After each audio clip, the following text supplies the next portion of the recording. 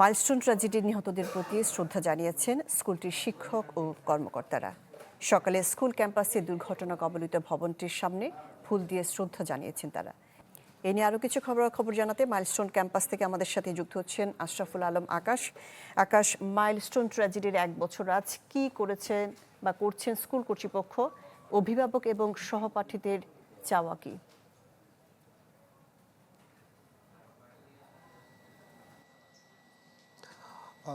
শাহনাজ, যদি আমি আপনাকে বলে রাখি যে যারা নিহত হয়েছিলেন এই ঘটনায় কোমলমতি শিক্ষার্থীরা এবং স্কুলের 3 জন শিক্ষক সহ মোট 36 জন কিন্তু এই পুরো দুর্ঘটনায় গত বছর প্রাণ হারিয়েছিলেন, আর আহত হয়েছিলেন শতাধিক। তবে যারা আহত হয়েছেন আর যারা নিহত হয়েছেন তাদের স্মরণে মাইলস্টোন স্কুলের স্কুল কর্তৃপক্ষ গত 2 দিন ধরে বিভিন্ন স্মৃতিচারণের আয়োজন করেছে।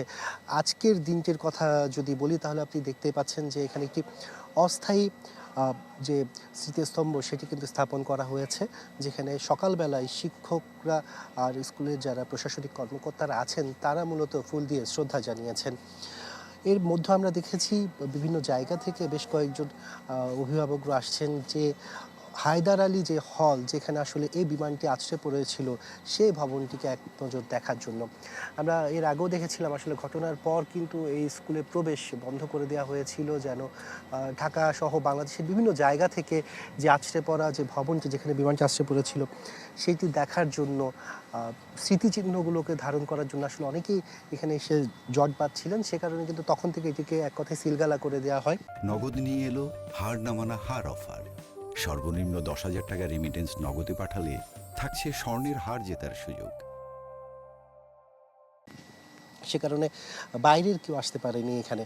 আর এখনও কিন্তু আজকে এবং গতকালকে এবং আজকের জন্য কিন্তু উন্মুক্ত রাখা হয়েছে যে স্মৃতিচিহ্নগুলো এখানে আছে, যা বন্ধুরা যে চিঠিগুলো লিখেছে, খোলা চিঠিগুলো লিখেছে নিহতদের স্মরণে, সেগুলো কিন্তু উন্মুক্ত রাখা হয়েছে প্রদর্শনীর জন্য, সবাই যেন তা দেখতে পারে, এসে পড়তে পারে। আর আজকে বিকেলের দিকে একটি আয়োজন রাখা হয়েছে যেখানে নিহত এবং আহতদের অভিভাবকরা আসবেন, শিক্ষকরা থাকবেন, শিক্ষার্থীরা থাকবেন, যেখানে আসলে হারিয়ে যাওয়া দিনগুলোর স্মৃতিচারণ নিয়ে আলোচনা করা হবে, কথা বলা হবে। দুপুর 3টা থেকে সেই অনুষ্ঠানটি শুরু হওয়ার কথা রয়েছে। সব কিছু মিলে আসলে যারা সন্তান হারিয়েছেন, যারা স্বজন হারিয়েছেন, যারা বন্ধু হারিয়েছেন, তাদের প্রত্যেকের মধ্যে একটি আবেগ, একটি আতঙ্ক এখনও কাজ করে যাচ্ছে। এখনও কিন্তু এই স্কুলের উপর দিয়ে যখন বিমানগুলো নামে, প্রত্যেকেই কিন্তু তাদের যে আতঙ্ক, যে গত বছরের যে বেদনার কথা, সেগুলো কিন্তু এখনও তাদের মধ্যে ফুটে ওঠে। শাহনাজ। জি আকাশ, আপনাকে ধন্যবাদ। মাইলস্টোন কলেজ ক্যাম্পাস থেকে আমাদের সাথে যুক্ত হয়েছিলেন আশরাফুল আলম আকাশ।